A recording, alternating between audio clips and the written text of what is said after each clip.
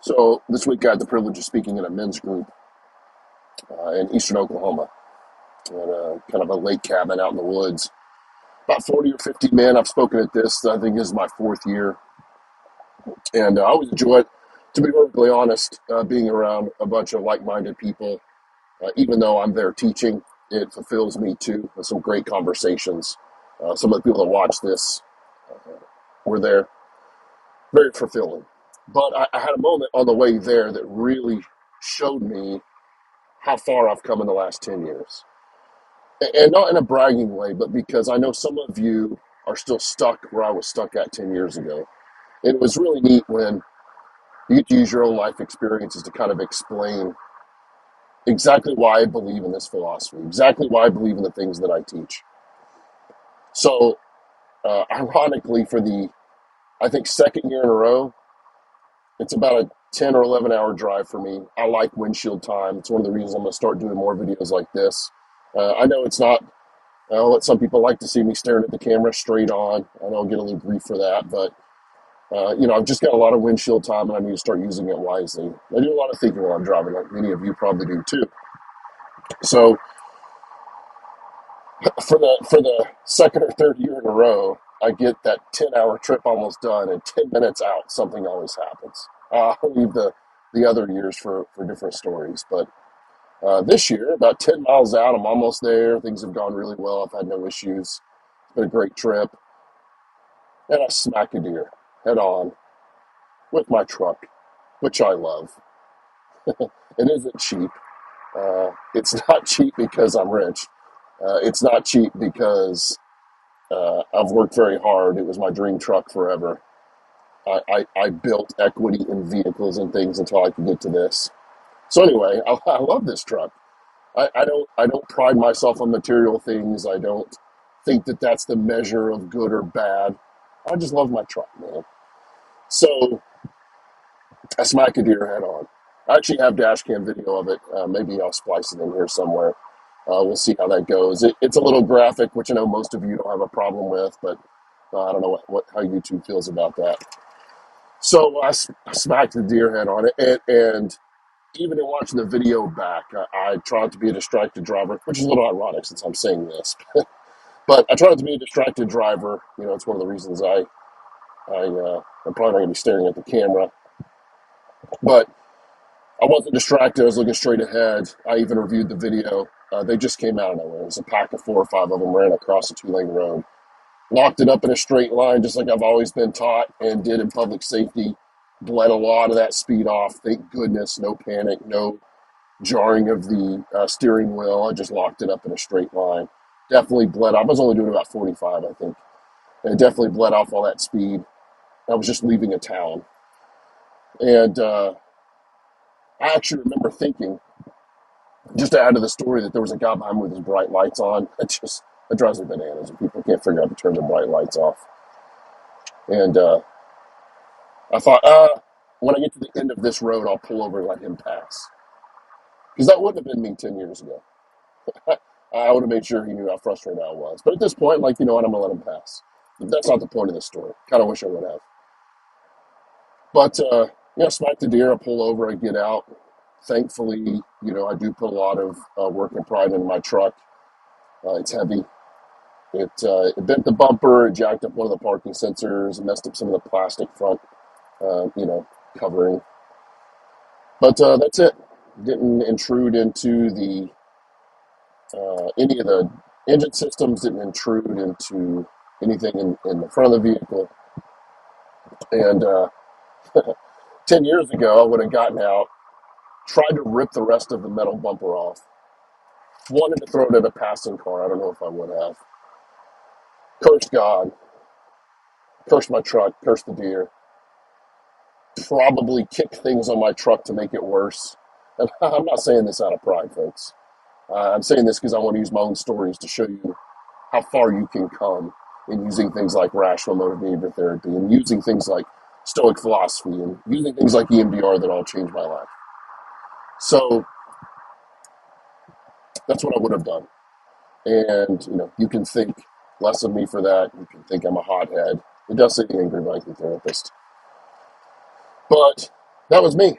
And that's the old me. I call that one angry Trevor. I try to be Dr. Trevor today to remind myself to be separate from the two. And that's not what happened. I got out, had my flashlight ready, just trying to be prepared. Got well off the roadway, made sure the deer was out of the roadway so nobody else got hurt. I checked it out. The bumper was bent. Um, sensors messed up. And I'm not saying I was happy about this. I'm not trying to teach you folks to be fake happy. I'm not. Just trying to get you to think rationally. Think rationally. What does this mean? In the big picture, what is this? Can I demand that this not happen? Can I really demand the deer not do that? Can I really demand that guy not have his brights on behind me? Can I really demand that things shouldn't happen when I'm going somewhere to help people? Because that's what I would have done. That's what would have sent me into anger. Now, I was not happy about this. I'm still not happy. Thank God it's probably going on my way home now. Clearly, I post these much later than trips that I take for operational security reasons. But I was really proud of myself. I'm not proud of myself that I was that old guy. I'm really proud of myself, to be honest. Probably the first time I've said this on this channel. I'm really proud of myself for being able to handle that. And in fact, I called my wife and I said, hey, do you want the good news or the frustrating news? I didn't even say good news and bad news, because I think the bad news could be much worse. I told her I was almost here, but I struck a deer. Sent her some pictures. Everything's okay. Of course, she was concerned. And we got done with the conversation. She said, hey, don't be mad. Um, I wasn't. It's pretty damn frustrated. Still frustrated. I got to get it fixed. It's a truck that I love. I have to get it fixed. That stinks. It's money out of my pocket. It's time that I won't have my truck. Uh, you know, However that works, it'll be on a Carfax report. It's very minor. It's not a big deal. But she messaged me, "Don't be mad," and I said, "Actually, I'm not. I'm pretty frustrated. I wish this hadn't happened, but man, I could have made this so much worse because 10 years ago I would have. 10 years ago, if my family had been in the car, they weren't this time. They'd have been quiet. My kids would have sitting in the back acting scared. Not that I'm going to lay a hand on them or my wife, but they spent time walking around on eggshells. I know that now. I know that's because of me. And one, for her to say that and me to be able to say, I'm not mad. I'm pretty frustrated, but I'm not mad.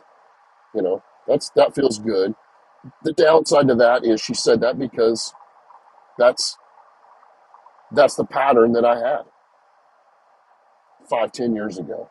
More 10 than 5, but I'm still learning every day. That's the pattern that I had before. I would have made it so much worse and made everybody around me upset. Why? Why? Because I demand this should not happen. That deer shouldn't have done that. I shouldn't have been on that road at that time. It shouldn't happen when I'm just trying to go help people for free. That guy shouldn't have had his lights on behind me. This must not happen to me. How can you let this happen, God? And I'm not saying I got it all figured out and I got it fixed yet. But this time I wanted to use a personal story because when I notice when I use stories like this, people will tell me like, man, you just described me. That's because I'm describing me. I don't want to be some talking head on Instagram or YouTube that's just telling you how to live life. There are 7 billion of those idiots out there. I don't want to be your coach. I want you to see that you have to change your philosophy. You have to change those demands. Those are rational demands. I must do perfect or I'm a shit. You must treat me with respect I deserve or you're a shit. And the world must be easy and carefree and give me what I deserve or it's a shit. You're wrong. You're wrong. And it's not about being fake happy. It's about being able to see this in a rational manner. This sucks. Really don't want anything to happen to my truck. I'm glad we're safe, but I'm not the guy that can see that and go, you know what, I'm just happy we're safe. I am happy I'm safe. And then my family wasn't with me. I'm not that guy though. I have to be the guy that says, I really wish this wouldn't happen. I'm upset. It's not the worst thing that could possibly happen because that's what I would have said it was. I can't handle this because I would have said I can't handle this. And I labeled myself, the deer, the other drivers, and God all as negative things. Those are all irrational. Those are all irrational. Stay tuned. I'm going to do more of these.